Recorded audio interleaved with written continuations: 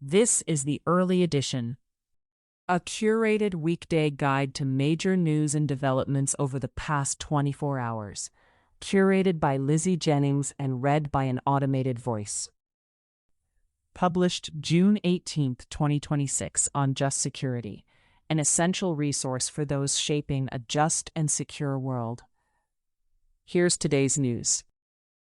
Iran War, Memorandum of Understanding. President Trump yesterday issued a defense of his deal with Iran, lashing out at critics who have said the agreement achieves even less than the one President Barack Obama negotiated, and threatening to bomb Iran again if it does not adhere to the agreement, during an hour-long press conference. Trump also criticized Israel, saying the U.S. ally had a right to defend itself against Hezbollah, but that he believed they were at times too heavy-handed. Erica L. Green, Zolan Kano-Youngs, Farnaz Fasihi, and Michael Levinson report for The New York Times. Dan Diamond, Natalie Allison, Cleve R. Woodson Jr., and Michael Birnbaum report for The Washington Post. Trump also told reporters at the G7 summit that he ended the war in Iran to avoid economic catastrophe. He said he did not want comparisons to Herbert Hoover, who presided over the market crash that ushered in the Great Depression, adding, "He was always the one I didn't want to be." Later, Trump noted that if the war continued, the world would begin to run out of oil stockpiles. David E. Sanger reports for The New York Times. Trump's remarks came as a senior U.S. official disclosed what the official said was the full text of the 14-point agreement. The deal would, among other things, reopen the Strait of Hormuz, outline a $300 billion investment plan for Iran's reconstruction, and at least temporarily lift restrictions on the country's oil exports, according to the official. It would also push talks about Iran's nuclear program into a 60-day negotiation period, with the $300 billion fund only going into effect once a final deal is reached. Erica L. Green, Zolan Kano-Youngs, Farnaz Fasihi, and Michael Levinson report for The New York Times. The deal also seeks to end the war between Israel and Hezbollah by committing the United States, Iran, and their allies to immediately stopping military operations on all fronts, including in Lebanon. Neither Israel nor Hezbollah has signed on to the deal, and both have indicated that they will not be bound by it. Erica L. Green, Zolan Kano-Youngs, Farnaz Fasihi, and Michael Levinson report for The New York Times. The text says nothing about Iran's ballistic missiles or support for terrorist organizations and militias in the region, despite Trump's insistence, dating back to his first term, that any deal with Iran would have to cover those issues. They have to have some because other people have some, Trump said yesterday. Missiles aren't the problem. Barak Ravid reports for Axios. Trump and Iranian President Masoud Pezeshkian signed the agreement remotely yesterday evening, and the deal is now in effect, two U.S. officials told Axios. The signing was supposed to happen in Switzerland tomorrow. A diplomat from a mediating country and another source said there had been discussions about signing it sooner, intending to reopen the Strait of Hormuz before Friday. In a statement, the Swiss Foreign Ministry said that the plan is still for the United States and Iran, and mediators from Pakistan and Qatar, to meet tomorrow at Bergenstock for initial negotiations about implementing the agreement. Barak Ravid reports. Reuters reports. 3 Saudi-flagged supertankers with 6 million barrels of crude on board sailed through the Strait of Hormuz hours after the deal was signed, ship tracking data showed today. Reuters reports. Iran War, Lebanon.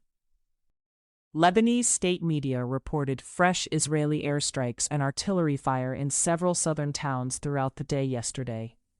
Lebanese security sources said Hezbollah had also launched 2 drone attacks on Israeli forces in the south. The group did not publicly claim the attacks. Steve Holland, Parisa Hafezi, and Yamna Ehad report for Reuters. Israel is holding negotiations with the United States as it seeks to continue its deployment of troops in southern Lebanon. 2 Israeli officials told Reuters today. One official said the outcome of the talks would ultimately depend on whether Trump decides to force the issue by threatening repercussions. Iran war. Other developments. The U.S. Treasury Department did not publish an extension of its waiver of sanctions on Russian seaborne oil yesterday. Trump was non-committal about a reimposition of sanctions on Russian oil, telling reporters yesterday, "We are looking at that.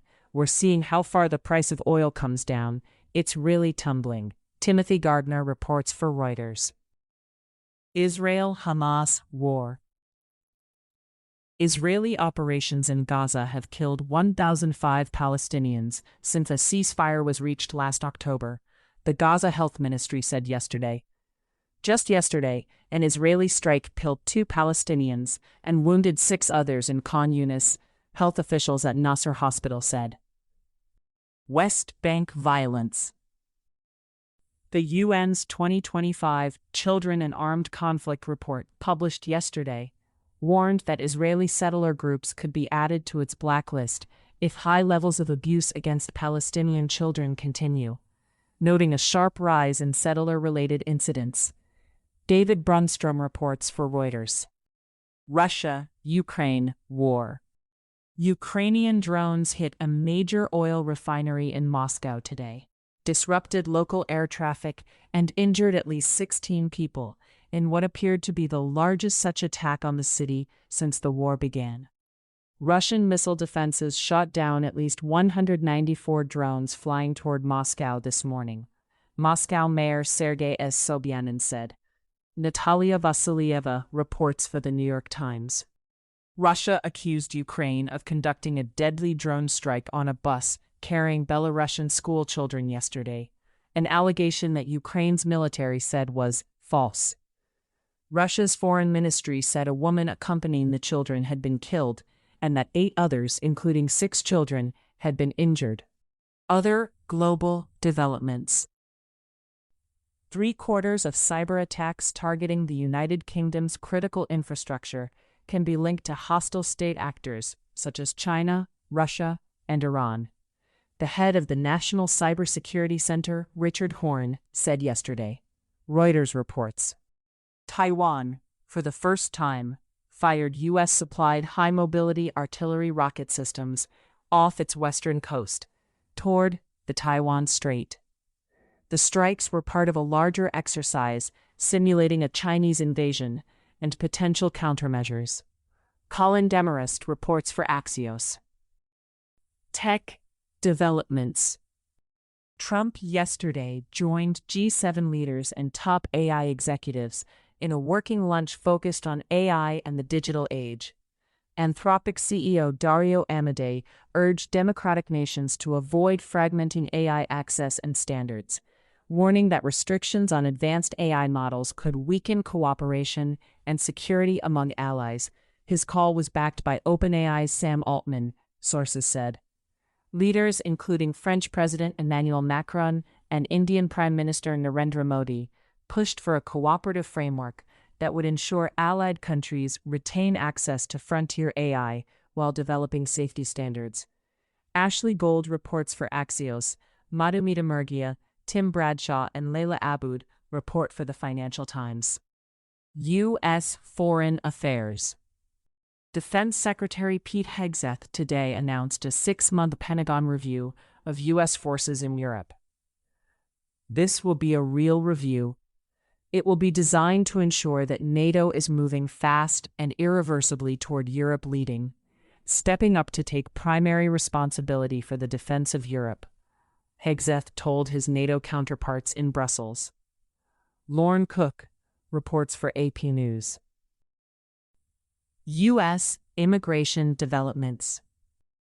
Jamaica has signed an agreement with the United States to temporarily receive up to 25 migrants every 2 weeks, Jamaican Security Minister and Deputy Prime Minister Horace Chang said yesterday. The migrants will remain in Jamaica only until they can be repatriated to their home countries or relocated to third countries. He added that no more than 25 migrants would be in Jamaica at any given time, and that the country would not accept individuals with criminal records. Zane Irwin reports for the New York Times.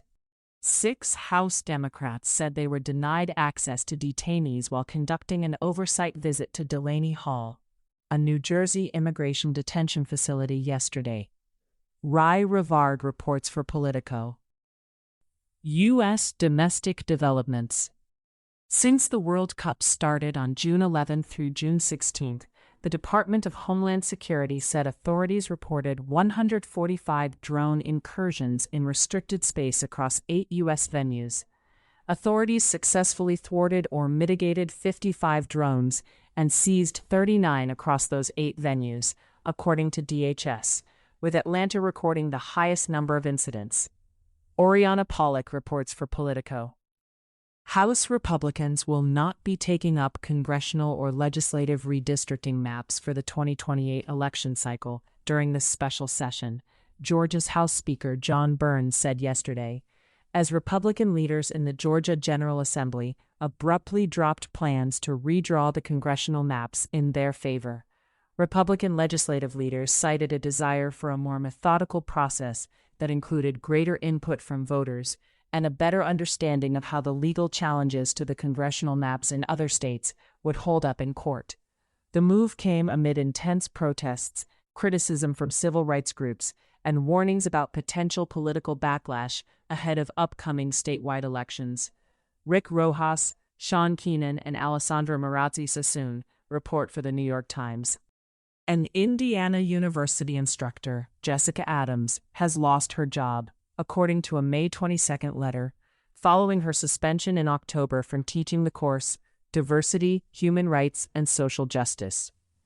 Adams was suspended after Senator Jim Banks, RN, contacted the campus following a lecture in which she showed a graphic that listed the Make America Great Again slogan as covert white supremacy. Vimal Patel reports for the New York Times. Senate lawmakers are threatening to freeze 75% of Hegseth's travel budget if the Pentagon does not provide more details about the deadly bombing of an Iranian girls' school in February and full videos of the lethal strikes against alleged drug smuggling boats. The move reflects growing bipartisan frustration over limited transparency from the Defense Department on controversial military operations, though the proposal still must be reconciled with the House before becoming law. Conor O'Brien and Leo Shane III report for Politico. Senator Tom Cotton, RAR, chair of the Intelligence Committee, said on social media that Trump had directed Jay Clayton not to appear at his confirmation hearing, calling the move regrettable. The dispute centered on national security legislation tied to renewing FISA surveillance powers, which Trump yesterday insisted be linked to his Save America Act voter ID bill. Senate Majority Leader John Thune, RSD, said Republicans will take it a day at a time until the White House clarifies its position. Dan Dion, Victoria Craw, and Noah Robertson report for The Washington Post. Trump administration actions. The Trump administration is moving to scale back the Centers for Disease Control and Prevention's role in global health programs, shifting control of major overseas disease prevention efforts, including HIV/AIDS and outbreak surveillance, to the State Department by October 1st. The changes could sideline U.S. experts on global health and lead to the closure of about a third of CDC's country offices within the next 3 years, sources said. Apoorva Mandavili reports for the New York Times. The National Park Service has removed at least 51 exhibits from 37 sites to carry out Trump's executive order targeting displays that inappropriately disparage Americans past or living, a court-ordered inventory showed. A federal judge last week ordered the administration to reinstall the exhibits by July 3rd. Nate Raymond reports for Reuters. Trump administration litigation. A federal judge yesterday issued a preliminary injunction ordering the Bureau of Prisons to continue providing hormone medications to transgender inmates, rejecting the Trump administration's decision to no longer provide such treatment for prisoners. Amy Harmon reports for the New York Times. The Federal Trade Commission filed a lawsuit yesterday against the World Professional Association for Transgender Health for making deceptive claims in its healthcare guidelines for transgender children. Simon J. Levian reports for Politico. In case you missed it, yesterday on Just Security. Could the United States make a difference in Mali? By Franklin Nossiter and Jordana Yochai. Blanche is targeting the D.C. bar to remove ethical guardrails for the Justice Department. By Scott Cummings. Jubilee deferred. What Juneteenth demands of America at 250. By Deborah Archer. Thank you for listening to Just Security's early edition today, June 18, 2026. If you enjoy listening, Just Security's analytic articles are also available in audio form on the justsecurity.org website. To stay up to date on Just Security's analysis of law, policy, and current events, go to justsecurity.org. Subscribe to Just Security on Substack, and follow us on LinkedIn, Blue Sky, Facebook, Instagram, and Threads.